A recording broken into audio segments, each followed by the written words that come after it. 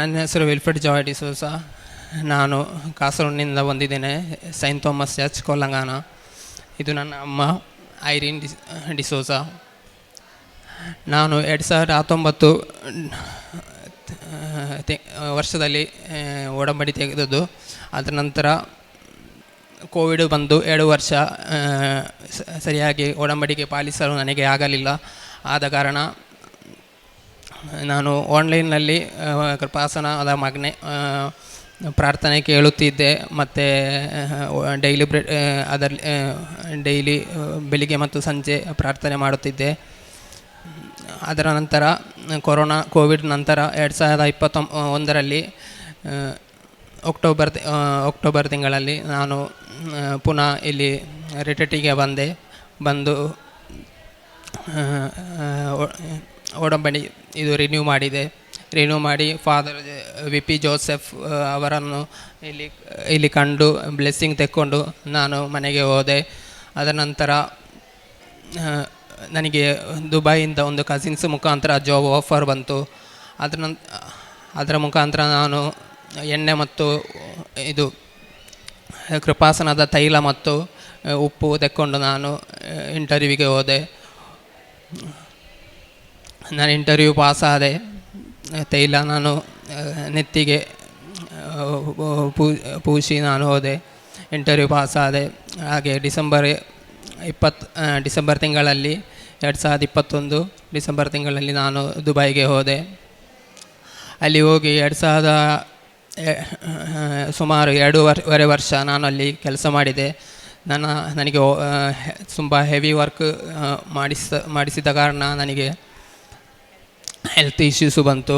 ಮತ್ತು ಸರಿಯಾಗಿ ಕೆಲಸ ಮಾಡಲು ಸಾಧ್ಯವಾಗಲಿಲ್ಲ. ಹಾಗೆ ನಾನು ಡಿಪ್ರೆಷನ್ ಮತ್ತು ಆ್ಯಂಗ್ಸೈಟಿ ಮೂಡಿಗೆ ನಾನು ಹೋದೆ.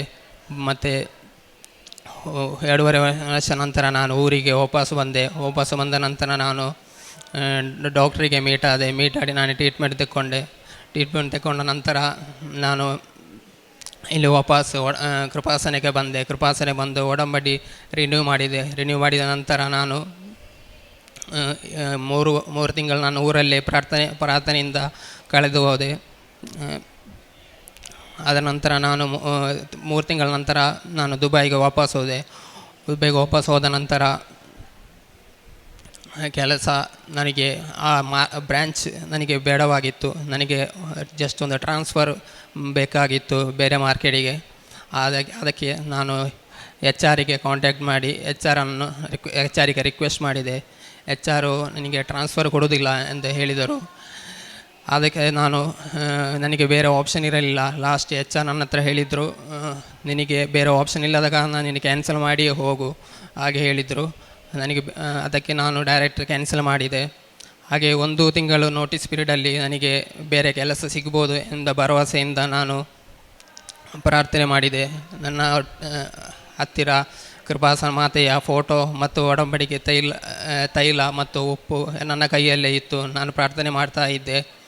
ಹಾಗೆ ನನಗೆ ಬೇರೆ ಎಲ್ಲಿ ಜಾಬ್ ಸಿಗಲಿಲ್ಲ. ಒಳ್ಳೆಯ ಜಾಬ್ ಸಿಗಲಿಕ್ಕೆ ನಾನು ಸುಮಾರು ಟ್ರೈ ಮಾಡಿದೆ. ಅದರ ನಂತರ ನನಗೆ ಸಡನ್ನಾಗಿ ರೂಮಿಂದ ಹೊರಗೆ ಬರಬೇಕಾಗಿ ಬಂತು. ಬೇರೆ ರೂಮ್ ಇಲ್ಲ. ಆದ ಕಾರಣ ನನಗೆ ಒಬ್ಬ ಹೆಲ್ಪ್ ಮಾಡ್ತಾನಂತ ನನ್ನ ಅಮ್ಮನ ಮುಖಾಂತರ ಒಂದು ನಂಬರ್ ಸಿಕ್ಕಿತ್ತು. ಅದಕ್ಕೆ ನಾನು ಕಾಂಟ್ಯಾಕ್ಟ್ ಮಾಡಿ ನಾನು ಅಲ್ಲಿಗೆ ಹೋದೆ. ಅವರು ನನಗೆ ಒಂದು ದೇವರ ಮುಖಾಂತರ ಮಾತೆ ಮರಿಯಮ್ಮನ ಬ್ಲೆಸ್ಸಿಂಗ್ ಮುಖಾಂತರ ಅದು ನನಗೆ ಸಿಕ್ಕಿದ್ದು. ಅವರು ನನಗೆ ಊಟ, ವಸತಿ ಮತ್ತು ವೀಸಾ ಎಲ್ಲ ಫ್ರೀಯಾಗಿ ಕೊಟ್ಟು ನನಗೆ ಅವರ ಹತ್ತಿರವೇ ಒಂದು ಅಸಿಸ್ಟೆಂಟ್ ಥರ ನನ್ನನ್ನು ಕೇರ್ ಮಾಡಿದ್ದರು ಅವರು. ಅದರ ನಂತರ ನನಗೆ 1 ವರ್ಷ ಹೋದದ್ದೇ ನನಗೆ ಗೊತ್ತಾಗಲಿಲ್ಲ. ಒಳ್ಳೆಯ ಕೆಲಸ ನೋಡಿದೆ, ಕೆಲಸ ಎಲ್ಲಿ ನನಗೆ ಸಿಗಲಿಲ್ಲ. ಆದರೆ ನಾನು ದೇವರಲ್ಲಿ ಪ್ರಾರ್ಥನೆ ಮಾಡೋದು ನಾನು ಬಿಡಲಿಲ್ಲ. ಅಲ್ಲಿ ಹತ್ತಿರವೇ ಸೈಂಟ್ ಮೇರಿಸ್ ಚರ್ಚಿಗೆ ನಾನು ಹೋಗ್ತಿದ್ದೆ, ಪ್ರಾರ್ಥನೆ ಮಾಡ್ತಿದ್ದೆ ಮತ್ತು ಚರ್ಚಿಗೆ ಭೇಟಿ ನೀಡಿ ಪ್ರಾರ್ಥನೆ ಮಾಡುತ್ತಿದ್ದೆ. ಮತ್ತು ಅದರ ನಂತರ ಹಾಗೆ 1 ವರ್ಷ ನಂತರ ನಾನು ಊರಿಗೆ ಬಂತು. ನನಗೆ ಬೇರೆ ಕೆಲಸ ನೋಡಬೇಕಂತೇಳಿ ಆಸಕ್ತಿ ಬಂತು. ಅದರ ನಂತರ ನಾನು ಊರಿಗೆ ಬಂದು ಹಲವು ನನ್ನ ಫ್ರೆಂಡ್ಸು ಮತ್ತು ಕಸಿನ್ಸ್ ಹೇಳಿದರು, ನೀನು ಇಸ್ರಾಯಲಿಗೆ ಹೋಗೋದು ಬೆಸ್ಟ್, ಅಲ್ಲಿ ತುಂಬ ಕೆಲಸವಿದೆ, ವೇಕೆನ್ಸಿ ಇದೆ ಅಂತ ಹೇಳಿದರು. ಅದಕ್ಕೆ ನಾನು ಡೈರೆಕ್ಟ್ ಒಮ್ಮೆ ನೋಡುವ ಅಂತೇಳಿ ನಾನು ಇಸ್ರೇಲಿಗೆ ಅಪ್ಲೈ ಮಾಡಲಿಕ್ಕೆ ನಾನು ಟ್ರೈ ಮಾಡುವ ಅಂತ ಥಿಂಕ್ ಮಾಡಿದೆ. ಹಾಗೆ ನಾನು ನನ್ನ ಒಬ್ಬ ಫ್ರೆಂಡಿನ ಮುಖಾಂತರ ನಾನು ಇಂಟರ್ವ್ಯೂಗೆ ಹೋದೆ ಇಸ್ರೇಲ್. ಹಾಗೆ ಇಂಟರ್ವ್ಯೂಗೆ ಹೋದ ನಂತರ ಒಡಂಬಡಿ ಉಪ್ಪು ಮತ್ತು ತೈಲ ನಾನು ತೆಕ್ಕೊಂಡು ಹೋಗಿ ಉಪ್ಪು ನಾನು ಡೋರ್ನ ಇದು ಎಂಟ್ರೆನ್ಸಲ್ಲಿ ನಾನು ಹಾಕಿ ಪ್ರಾರ್ಥನೆ ಮಾಡಿ ಹೋಗಿದೆ. ಅದ ನಂತರ ತೈಲ ನೆಟ್ಟಿಯಲ್ಲಿ ಪೂಸಿ ನಾನು ಹೋಗಿದ್ದೆ. ಕಾಶಿ ರೂಪ ನನ್ನ ಕೈಯಲ್ಲೇ ಇತ್ತು. ಆದ ಕಾರಣ ನನಗೆ ಬೇರೆ ಹೆದರಿಕೆಯೂ ಇರಲಿಲ್ಲ, ಯಾಕೆಂದರೆ ಮರಿಯಮ್ಮನನ್ನು ಒಟ್ಟಿಗೆ ಇದ್ದಾರೆ ಅಂತ ನನಗೆ ಧೈರ್ಯವಿತ್ತು. ಹಾಗೆ ನಾನು ಹೋಗಿ ಇಂಟರ್ವ್ಯೂ ಅಟೆಂಡ್ ಮಾಡಿದೆ. ನಾನು ಇಂಟರ್ವ್ಯೂಯಲ್ಲಿ ಪಾಸ್ ಆಗಲಿಲ್ಲ. ಮತ್ತು ಸೆಕೆಂಡ್ ಟೈಮಲ್ಲಿ ನಾನು ನನ್ನ ಆಸಕ್ತಿ ನನ್ನ ಇದು ಭರವಸೆ ನಾನು ಕಳೆದುಕೊಳ್ಳಲಿಲ್ಲ. ನಾನು ಮಾತೆ ಮರಿಯಮ್ಮನ ಮೇಲೆ ವಿಶ್ವಾಸ ಇಟ್ಟು ಪ್ರಾರ್ಥನೆ ಮಾಡಿದೆ. ಅದರ ನಂತರ ನಾನು ಒಡಂಬಡಿಯಲ್ಲಿ ಇರಲಿಲ್ಲ. ಅದಕ್ಕೆ ನಾನು ಇಲ್ಲಿ ಪುನಃ ಕೃಪಾಸನಕ್ಕೆ ಬಂದು ನಾನು ಒಡಂಬಡಿ ರಿನ್ಯೂ ಮಾಡಿ ನಾನು ಪುನಃ ನನಗೆ ಏಜೆನ್ಸಿ ಬೇರೊಂದು ಆಫರ್ ಇದೆ, ಇದಕ್ಕೊಮ್ಮೆ ಟ್ರೈ ಮಾಡು ಅಂತ ಹೇಳಿದರು. ಅದಕ್ಕೆ ನಾನು ಟ್ರೈ ಮಾಡಿದ ನಂತರ ಇಂಟರ್ವ್ಯೂಗೆ ಹೋದೆ, ಅಟೆಂಡ್ ಮಾಡಿದೆ. ಇಂಟರ್ವ್ಯೂಗೆ ಹೋಗುವಾಗ ತೈಲ ಮತ್ತು ಉಪ್ಪು ನಾನು ತೆಕ್ಕೊಂಡು ಹೋದೆ. ಉಪ್ಪು ನಾನು ಡೋರ್ನ ಎಂಟ್ರೆನ್ಸಲ್ಲಿ ಹಾಕಿ ನಾನು ಪ್ರಾರ್ಥನೆ ಮಾಡಿ ಹೋದೆ. ತೈಲ ನಾನು ಪ್ರಾರ್ಥನೆ ಮಾಡಿ ನೆತ್ತಿಯಲ್ಲಿ ಪೂಸಿ ನಾನು ಹೋದೆ. ಅದರ ನಂತರ ನನಗೆ 1-2 ವಾರ ಗ್ಯಾಪ್ ಇತ್ತು. ಹಾಗೆ ನಾನು ಪ್ರಾರ್ಥನೆ ಮಾಡ್ತಾ ಇದ್ದೆ.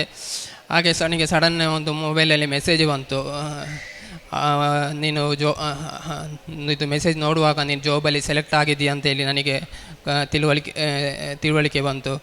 ಅದರ ನಂತರ ಪ್ರೊಸೆಸಿಂಗ್ ಸ್ಟಾರ್ಟ್ ಆಯಿತು. ಎಲ್ಲರೂ ನಮ್ಮ ಏಜೆನ್ಸಿ ಹೇಳಿದರು 5 ತಿಂಗಳ ಒಳಗೆ ಆಗ್ಬೋದು ಪ್ರೊಸೆಸಿಂಗ್ ಟೈಮು, ನಿನಗೆ ಡಿಸೆಂಬರ್ನಲ್ಲಿ ಇಸ್ರೇಲಿಗೆ ಹೋಗ್ಬೋದು ಅಂತ ಹೇಳಿದರು. ಆದರೆ ಡಿಲೇ ಆಗ್ತಾ ಹೋಯಿತು. ಏನಂದರೆ ನನ್ನ ಪ್ರಾರ್ಥನೆ ಸ್ವಲ್ಪ ಸ್ಲೋ ಆಗಿತ್ತು. ಆದ ಕಾರಣ ಸ್ವಲ್ಪ ಡಿಲೇ ಆಯಿತು. ಮತ್ತು ನವೆಂಬರ್ ತಿಂಗಳಲ್ಲಿ ನನಗೆ ಆಫರ್ ಲೆಟರ್ ಸಿಕ್ಕಿತು. ಅದಕ್ಕೆ ನಾನು ಸ್ತೋತ್ರ ಹೇಳಿದೆ ದೇವರಿಗೆ. ಮತ್ತು ಅದರ ನಂತರ ನಾನು ವೀಸಾ ಕನ್ಫರ್ಮೇಷನ್ ಲೆಟರಿಗೆ ನಾನು ಕಾಯ್ತಾ ಇದ್ದೆ. ಅದು ನನಗೆ ಒಂದು ತಿಂಗಳು ನನಗೆ ಟೈಮ್ ತಾಗಿತ್ತು. ಡಿಸೆಂಬರ್ 25/12/2025 ಇದು ಯೇಸು ಕ್ರಿಸ್ತರ ಜನ್ಮದಿನದಂದು ನನಗೆ ಮತಾಶಾಗೆ ಸಿಕ್ಕಿತು. ಅದರ ನಂತರ ನನಗೆ ಪ್ರೊಸೆಸಿಂಗ್ ಸ್ವಲ್ಪ ಸ್ಪೀಡಾಯಿತು. ಸ್ಪೀಡಾದ ನಂತರ ನನಗೆ ಎಂಬಸಿಗೆ ಹೋಗಬೇಕಿತ್ತು ಮತ್ತು ಮೆಡಿಕಲ್ ಮಾಡಬೇಕಿತ್ತು, ಮುಂಬೈಗೆ ಹೋಗಬೇಕಿತ್ತು. ಅದಕ್ಕೆ ನಾನು ಡೈರೆಕ್ಟ್ ರೆಡಿ ಮಾಡಿ ನನ್ನ ಪ್ರಾರ್ಥನೆ ಎಣ್ಣೆ ಮತ್ತು ಪ್ರಾರ್ಥನೆ ತೈಲ ಮತ್ತು ಉಪ್ಪು ಇದೆಲ್ಲ ಒಡಂಬಡಿ ಇದೆಲ್ಲ ತೆಕ್ಕೊಂಡು ನಾನು ಮುಂಬೈಗೆ ಹೋದ ನಂತರ ನಾನು ಫಸ್ಟ್ ನನಗೆ ಅವರು ಕೊಟ್ಟದ್ದು ಮೆಡಿಕಲಿಗೆ ನಾನು ಹೋಗುವಾಗ ತೈಲ ಮತ್ತು ಇದು ಉಪ್ಪು ನಾನು ತೆಕ್ಕೊಂಡು ಹೋಗಿ ಪ್ರಾರ್ಥನೆ ಮಾಡಿದೆ. ಪ್ರಾರ್ಥನೆ ಮಾಡಿದ ನಂತರ ನಾನು ಒಳ್ಳೆ ರೀತಿಯಲ್ಲಿ ಮೆಡಿಕಲ್ ಅಟೆಂಡ್ ಮಾಡಿದೆ. ಒಳ್ಳೆ ಮೆಡಿಕಲ್ ಪಾಸ್ ಆಯಿತು. ಅದರ ನಂತರ ನನಗೆ ಎಂಬಸಿ ಇಂಟರ್ವ್ಯೂ ಕೊಟ್ಟರು. ಎಂಬಸಿ ಇಂಟರ್ವ್ಯೂ ನನಗೆ ಅವರ ಏಜೆನ್ಸಿ ಹೇಳಿದರು, ಸ್ವಲ್ಪ 1-2 ವೀಕ್ ತಾಗುತ್ತದೆ, ನೀನು ಊರಿಗೆ ಹೋಗಿ ಬರುವುದು ಒಳ್ಳೆಯದು, ಯಾಕೆಂದರೆ ನಿಮಗಿಂತ ಮೊದಲು ಹೋಗುವವರು ತುಂಬ ಜನ ಇದ್ದಾರೆ, ಆದ ಕಾರಣ ನಿಮಗೆ ಸ್ವಲ್ಪ ಟೈಮ್ ತೆಗಿಬಹುದು ಅಂತ ಹೇಳಿದರು. ಹಾಗೆ ನಾನು ಊರಿಗೆ ಬಂದು ಪ್ರಾರ್ಥನೆ ಕಂಟಿನ್ಯೂ ಮಾಡಿದೆ. ಪ್ರಾರ್ಥನೆ ಕಂಟಿನ್ಯೂ ಮಾಡ್ತಾ ಹಲವು ಚರ್ಚ್ಗಳಿಗೆ ಮತ್ತು ಪುಣ್ಯಕ್ಷೇತ್ರಗಳಿಗೆ ನಾನು ಭೇಟಿ ನೀಡಿ ಪ್ರಾರ್ಥನೆ ಮಾಡ್ತಾ ಇದ್ದೆ. ಮತ್ತು ನನಗೆ ಫೆಬ್ರವರಿ ತಿಂಗಳಲ್ಲಿ ನನಗೆ ಏಜೆನ್ಸಿ ಮುಂಬೈಯಿಂದ ನನಗೆ ಕಾಲ್ ಬಂತು, ನಿನಗೆ ಎಂಬಸಿ ಇಂಟರ್ವ್ಯೂಗೆ ನಿನಗೆ ಡೇಟ್ ಬಂದಿದೆ, ಬಂದು ಅಟೆಂಡ್ ಆಗು ಅಂತೇಳಿ. ಅದಕ್ಕೆ ನಾನು ಎಂಬಸಿ ಇಂಟರ್ವ್ಯೂಗೆ ಹೋಗಿ ಅಟೆಂಡ್ ಆದೆ. ಅಟೆಂಡ್ ಆಗುವಾಗ ನಾನು ತೈಲ ಮತ್ತು ಉಪ್ಪು ನಾನು ತೆಕ್ಕೊಂಡು ಹೋಗಿ ಎಂಟ್ರೆನ್ಸ್ ಬಾಗಿಲಲ್ಲಿ ನಾನು ಉಪ್ಪು ಹಾಕಿ ಮತ್ತು ತೈಲವನ್ನು ಪೂಸಿ ನಾನು ಹೋದೆ. ಇಂಟರ್ವ್ಯೂ ಸ್ವಲ್ಪ ಟಫ್ ಇದ್ದ ಕಾರಣ ನನಗೆ ಸ್ವಲ್ಪ ಭಯ ಆಯಿತು, ಹೀಗೆ ಪಾಸ್ ಆಗ್ಬೋದಾ ಇಲ್ಲ ಅಂತೇಳಿ. ಆದ ಕಾರಣ ನಾನು ಊರಿಗೆ ಬಂದ ನಂತರ ನನಗೆ ಇದು ಎಂಬಸ್ ಇಂಟರ್ವ್ಯೂ ಪಾಸ್ ಆಯಿತು, ಸೆಲೆಕ್ಟ್ ಸರಿ ಆಯಿತು ಅಂತೇಳಿ ನನಗೆ ಮೆಸೇಜ್ ಬಂತು. ಅದರ ನಂತರ ನನಗೆ ವೀಸಾ ಮತ್ತು ಟಿಕೆಟಿಗೋಸ್ಕರ ನಾನು ಕಾಯ್ತಾ ಇದ್ದೆ. ನಾವು ಊರಿಗೆ ಬಂದು ತುಂಬ ಟೆನ್ಷನಲ್ಲಿದ್ದೆ. ಏನೆಂದರೆ ಅದರ ನಂತರ ಮೇ 7ನೇ ತಾರೀಕಿಗೆ ಮಾತೆ ಮರಿಯಮ್ಮರ ದಿನದಲ್ಲಿ ನನಗೆ ವೀಸಾ ಬಂತು. ಮತ್ತು ಅದರ ನಂತರ ಟಿಕೆಟಿಗೋಸ್ಕರ ನಾನು ಕಾಯ್ತಾ ಇದ್ದೆ. ಟಿಕೆಟ್ ಮಾತೆ ಮರಿಯಮ್ಮರ ದಿನವೇ, ಅದು ಮೇ 27ರಂದು ನನಗೀಗ ಟಿಕೆಟ್ ಲಭಿಸಿದೆ. ಆದ ಕಾರಣ ಮಾತೆ ಮರಿಯಮ್ಮರಿಗೆ ಅವರ ಮುಖಾಂತರ ಇದು ಯೇಸು ಕ್ರಿಸ್ತರ ಮುಖಾಂತರ ಕೊಟ್ಟ ಈ ಕೆಲಸ ಮತ್ತು ವೀಸಾ ಮತ್ತು ಟಿಕೆಟ್ ಕೊಟ್ಟ ದೇವರಿಗೆ ನಾನು ಸ್ತೋತ್ರಗಳನ್ನು ಸಲ್ಲಿಸುತ್ತೇನೆ. ಕೋಟಿ ಕೋಟಿ ಸ್ತೋತ್ರಗಳನ್ನು ಸಲ್ಲಿಸುತ್ತೇನೆ. ನಾನು ಕಾರುಣ್ಯ ಪ್ರವರ್ತನ ನಾನು ನನ್ನಿಂದ ಆಗುವ ರೀತಿಯಲ್ಲಿ ನಾನು ಹಣದ ಮುಖಾಂತರ, ನಾನು ಯಾರಿಗೆ ಹಣ ಇಲ್ಲ ಮತ್ತು ಕೆಲವು ಸಣ್ಣ ಕೊರತೆ ಇರುವವರಿಗೆ ನಾನು ಸಹಾಯ ಮಾಡ್ತಾಯಿದ್ದೆ ಹಣದ ಮುಖಾಂತರ. ಮತ್ತು ಪ್ರೈಸಿತರ ಪ್ರವರ್ತನೆಯಲ್ಲಿದ್ದರೆ ನಾನು ಇದು ಪತ್ರಗಳನ್ನು ಕೊಡ್ತಾ ಇದ್ದೆ ಇಲ್ಲಿಂದ. ಮತ್ತು ನನ್ನ ಮುಖಾಂತರ ಸುಮಾರು ಜನ ಇಲ್ಲಿ ಬಂದಿದ್ದಾರೆ, ಒಡಂಬಡಿ ತೆಗೆದಿದ್ದಾರೆ. ಮತ್ತು ನಾನು ಹಾಸ್ಪಿಟಲಿಗೆ ಭೇಟಿ ನೀಡಿ ಡಿಅಡಿಕ್ಷನ್ ಸೆಂಟರ್ ಹಾಸ್ಪಿಟಲಿಗೆ ಹೋಗಿ ನಾನು ಅವರೊಂದಿಗೆ ಭೇಟಿ ನೀಡಿ ಮಾತನಾಡಿ ಬಂದಿದ್ದೆ. ಅವರೊಂದಿಗೆ ಶೇರ್ ಮಾಡಿದ್ದೇನೆ ನಾನು.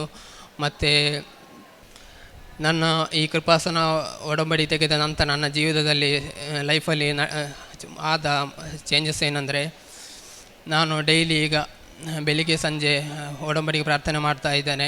ಮತ್ತು ಅರ್ಧ ಗಂಟೆ ಬೈಬಲ್ ಓದ್ತಾ ಇದ್ದೇನೆ. ಮತ್ತು ಸಾಧ್ಯವಾದಷ್ಟು ಡೈಲಿ ನಾನು ಪೂಜೆಗೆ ಹೋಗಲು ನಾನು ಟ್ರೈ ಮಾಡ್ತಾ ಇದ್ದೇನೆ. ಮತ್ತು ಸಂಡೇ ನಾನು ಚರ್ಚಿಗೆ ಹೋಗ್ತಾ ಇದ್ದೇನೆ.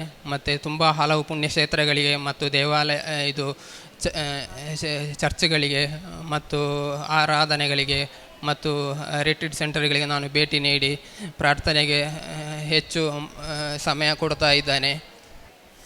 ಇಷ್ಟೆಲ್ಲ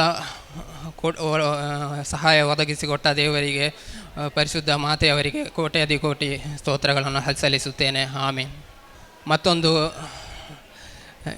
ನನಗೆ ಈ ಮಾತೆ ಮರಿಯಮ್ಮನ ಮುಖಾಂತರ ಒಂದು ಅದ್ಭುತ ನಡೆದದ್ದು ಲಾಸ್ಟ್ ಟೈಮು. ಒಂದು 2 ದಿವಸ ನಂತರ ನಾನು ಮನೆಯಲ್ಲಿ ಹಿಂದೆ ಕಡೆಯಲ್ಲಿ ಕೆಲಸ ಮಾಡ್ತಾ ಇರುವಾಗ ಸಡನ್ ಒಂದು ಸ್ನೇಕ್ ಹಾವು ನನ್ನ ಕಾಲ್ನಡಿಯಲ್ಲಿ ಹೋಗ್ತಾ ಇದ್ದು. ನನಗೆ ಗೊತ್ತಾಗಲಿಲ್ಲ ಸ್ನೇಕ್ ಅಂತೇಳಿ. ನನಗೆ ಒಂದು ಥರ ಫೀಲಿಂಗ್ ಆಯಿತು. ನಾನು ಜಸ್ಟ್ ಮೈಂಡ್ ಮಾಡದೆ ನಾನು ಹೋದೆ. ಮತ್ತು ಜಸ್ಟ್ ಒಮ್ಮೆ ಸೈಡ್ ನೋಡುವಾಗ ಒಂದು ವಿಷದ ಹಾವು ಪಾಸಾಯಿತು. ಮತ್ತು ಸಣ್ಣ ಹೆದರಿಕೆ ಆಯಿತು. ಯಾಕೆಂದರೆ ನನಗೆ ಇಸ್ರಾಯಲಿಗೆ ಹೋಗುವುದು ಟಿಕೆಟ್ ಸಹ ಬಂತು. ನನಗೆ ಒಂದು ಟೆನ್ಷನ್ ಆಯಿತು. ಆದ ಕಾರಣ ನಾನು ಡಾಕ್ಟರಿಗೆ ಎಲ್ಲ ತೋರಿಸಿ ನಂತರ ತೋರಿಸುವ ಮೊದಲು ನಾನು ಕೃಪಾಸನದ ತೈಲ ಮತ್ತು ಉಪ್ಪು ಇದನ್ನೆಲ್ಲ ನಾನು ಯೂಸ್ ಮಾಡಿ ಡಾಕ್ಟರಿಗೆ ತೋರಿಸಿದಾಗ ಅವರೇನು ಟೆಸ್ಟ್ ಮಾಡಿ ನೋಡಿ ಹೇಳಿದರು, ಏನು ತೊಂದರೆ ಇಲ್ಲ, ಹೆದರಿಕೆ ಏನಿಲ್ಲ, ಟೆನ್ಷನ್ ಮಾಡಬೇಡ, ಇದು ದೊಡ್ಡ ತೊಂದರೆ ಏನಿಲ್ಲ, ಎಲ್ಲರಿಗೆ ಆಗುವುದೇ ಇದು, ನೀನು ಧೈರ್ಯವಾಗಿ ಹೋಗು ಅಂತ ಹೇಳಿದರು. ಇಷ್ಟು ಅವಘಡದಿಂದ ರಕ್ಷಿಸಿದ മാತೆ മറിയമ്മരിಗೂ കോടി ಸ್ತೋತ್ರವನ್ನು ಸಲ್ಲಿಸುತ್ತೇನೆ. ആമേൻ. എൻ്റെ പേര് ഐരി ഡിസോസ. ഈ കൃപാസന അൽത്താരയിൽ നിന്നിട്ട് ഞങ്ങൾക്ക് അമ്മയുടെ സാക്ഷിയായി അവനെ അനുവദിച്ചതിന് അമ്മയ്ക്കും യേശുവിനും 1000 നന്ദി പറയുന്നു. I have come so that they may have life in its fullness. John 10 verse 10. The Lord has given us the gift of life, and not just simply given us the life in its fullness.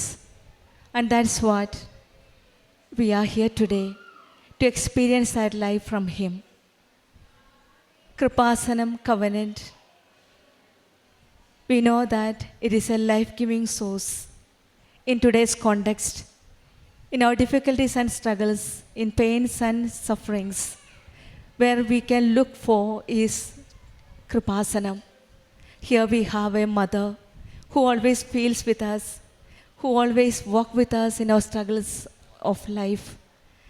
Kripasanam covenant always is an invitation to live a life which is holy and blameless.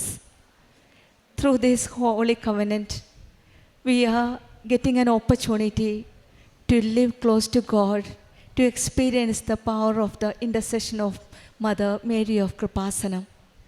When we come with our tears, here we have a mother who wipes our tears, who walks with us, because at Cana, when they had a family problem, an issue of having lack of things, it's the mother who took the problem to the hand of Jesus.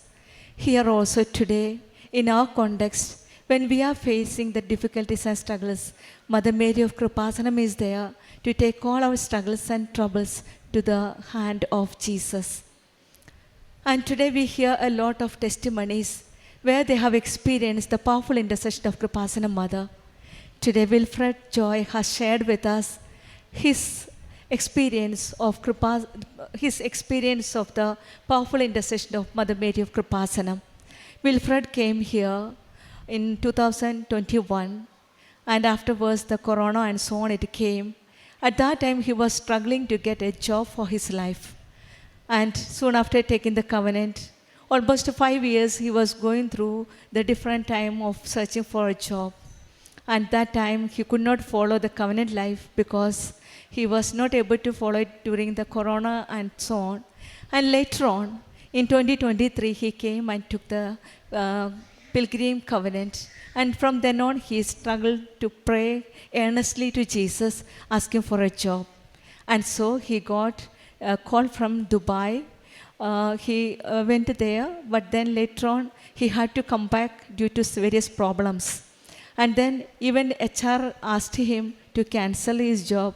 But then later on, he, through the different people, in his own friend only, told him to go and look for a job. So he feels that it is the intervention of Mother Mary, that a friend gave him accommodation and food, and he stayed there. Even visa was given to him. Later on, he prayed. After a year, the friend inspired him to go to Israel. And then later on, he took the process, began the process to go to Israel. And the process always, we feel that he was earnestly praying and following the covenant rules and regulations and holding on to Mother. And all through his life, he says that wherever he went for the interview, for the medical, for the embassy interview, everywhere he carried the locket of Mother Mary of Kripasanam, and the blessed oil and the holy salt was with him. And so the constant prayer and the use of this holy oil and the holy salt, the blessed salt, he felt the presence of Mother Mary wherever he went. And so he was able to find a good result for his interview and the medical. Everything went on very well. And the visa proceedings went on well. And he could get the visa on May 7th. And his ticket is booked to Israel on May 27th of this month. He says that it is the blessing of the Mother Mary, the powerful intercession of Mother Mary, through which he got the job in Israel. Why he says it is the powerful intercession of Kripasanam Mother? Because May 7th he got the visa, and 27th May he is going to join Israel for the job. So we know that when the covenant children always believe that the number 7 is always close to us. On December 7, 2004 at 2:30, Mother Mary, Kripasanam Mother, appeared here. And that is the apparition day, December 7th. So when he got his visa on May 7th, he believes that it is the powerful intercession of Mother Mary, and it is not by merit but by grace of God that he got this new job. Therefore, he stands here as the testimony to give the apparition of Mother Mary of Kripasanam with joy and gratitude. He believed in the covenant salt, holy oil, and that was his always strength. Whenever he had no confidence, he got the courage by using this holy oil and the holy salt, which he always carried in his bag. Today, though at times we get delayed in our what we ask, when we trust in the Lord and pray powerfully, God is there to help us. He is always there to encourage us. God is there because I have come so that they may have life in its fullness. To give us the fullness of life, God has come to us, and that is through the powerful intercession of Mother Mary of Kripasanam. Let us also place our total trust in the Lord Come what may, let us place all our difficulties and struggles into the hand of Jesus, hand of Mother Mary. She is there like Cana. She is there to take all our struggles to Jesus. Let us offer ourselves totally and with full confidence and conviction. Let us follow our covenant life, Krupasanam covenant life, more fruitfully and more truly and sincerely. Let us thank the good God for all the blessings. Let's give a good clap, good hands to Jesus and Mary. Thank you, Jesus. Thank you, Mother Mary of Krupasanam. അത്യപൂർവ ദൈവാനുഭവങ്ങൾ ഇനി നിങ്ങൾക്കും സ്വന്തം.